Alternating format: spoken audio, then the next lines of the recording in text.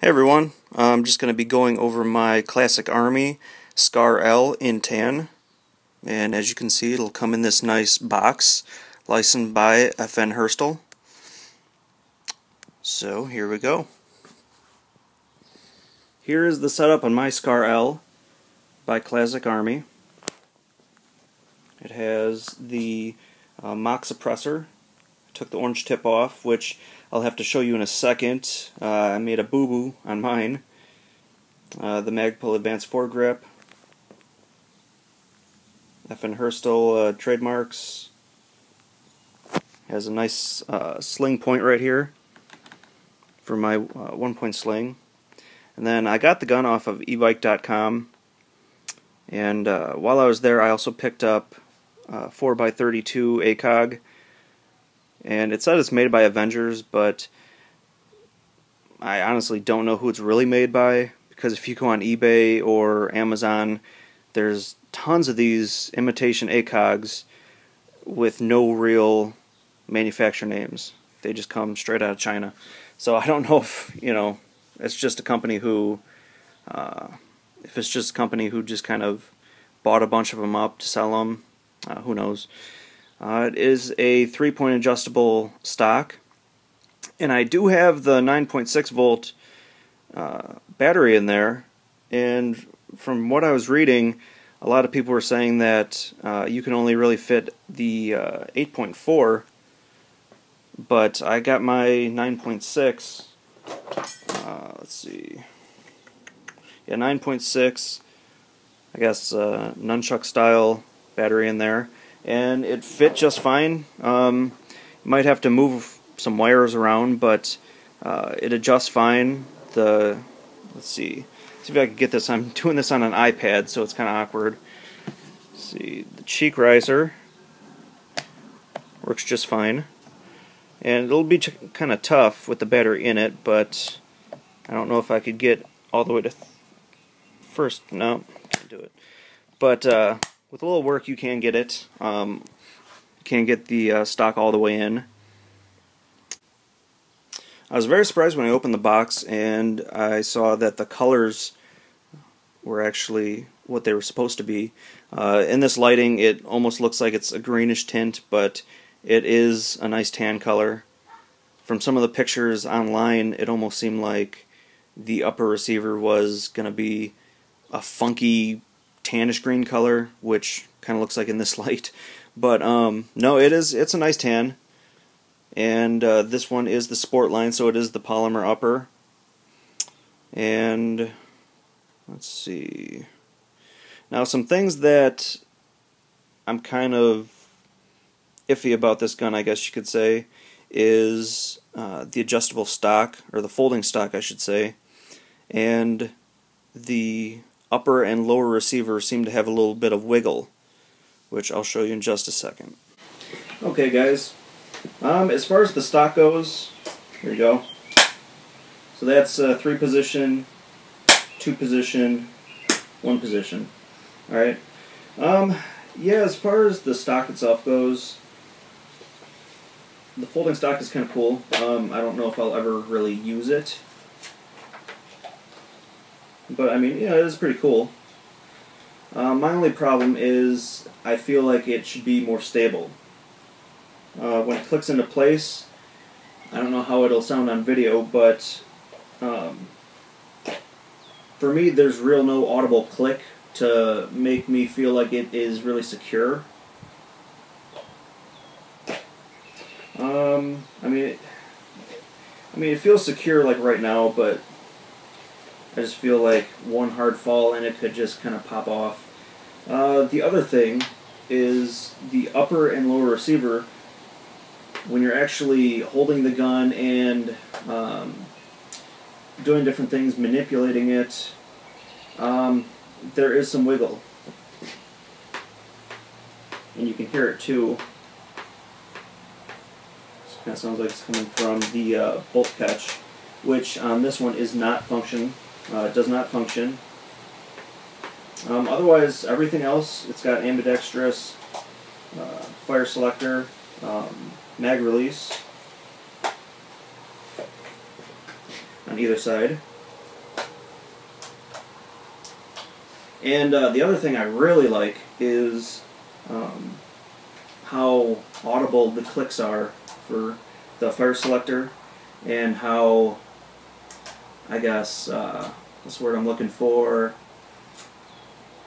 The clicking position. I mean, you know, you really know what position you're in. I had a KWA M4, and it felt like the fire selector, it felt like there was no stop in between safe, semi, and full. It just kind of spun right around. I don't know if that was just mine or if it's like that on all of them. And the other nice thing is it has, you can unscrew this, you can unscrew the charging handle and put it on either side. I prefer the left side, but you could put it on the right side of the gun also. Okay guys, as far as the iron sights go, I actually really like the iron sights.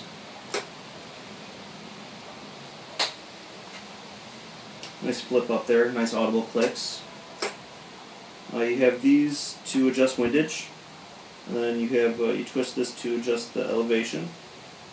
And then on the front sight, there's a little button right here that you push in to raise it and to lower it. Once again, nice audible clicks. The rails on this thing, of course, the upper rail here is going to be polymer. And I'm still trying to determine whether the side and bottom rails are metal or not.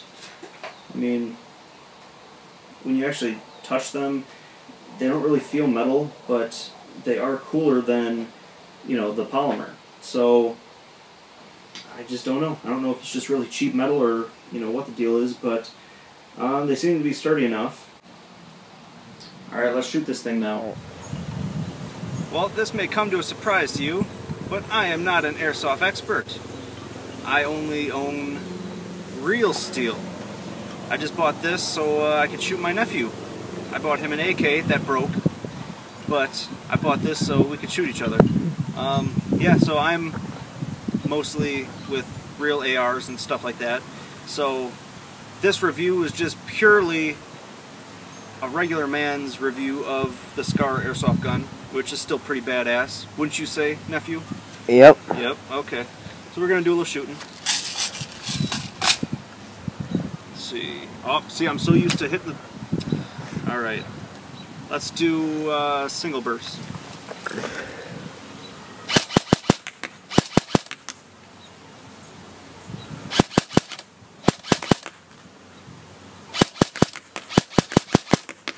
Alright, let's do fully.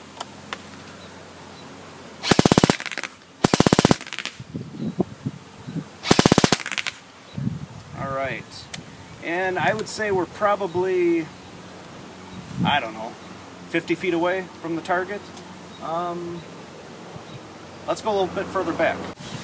So I would say we're probably about maybe 75 feet away now, 75, 100 feet away. Kind of have limited space, so to speak, because I don't want to go back out in the field and move the target.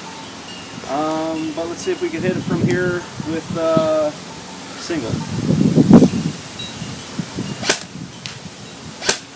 And this is with red dot. I wonder if they could hear the BBs hitting the target. Alright. This is with scope. It's zeroed in for the most part for what a airsoft gun can be, I guess. Let's do fully.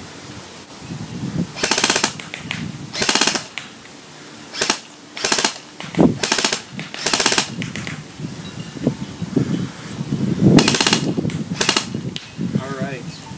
So, it's pretty much hitting the target every time. I would recommend this gun overall. Let's see if you can see the flex. But, I mean, you know, it's a good gun for the price. Real good gun. I recommend it. This is the Classic Army Scar L in tan. Alright, and for another video, this is the VFC Smith & Wesson M&P 9mm full size. And I'll do a little review on that another day. But for the meantime,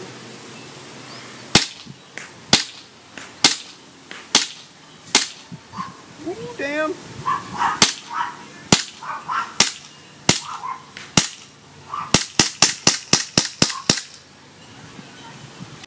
Alright, my little buddy is zoomed in right now. I would say, what do you think we're at? 75 feet again? Yeah? 75? Alright, so now we're going to see if we could actually see anything hitting the target.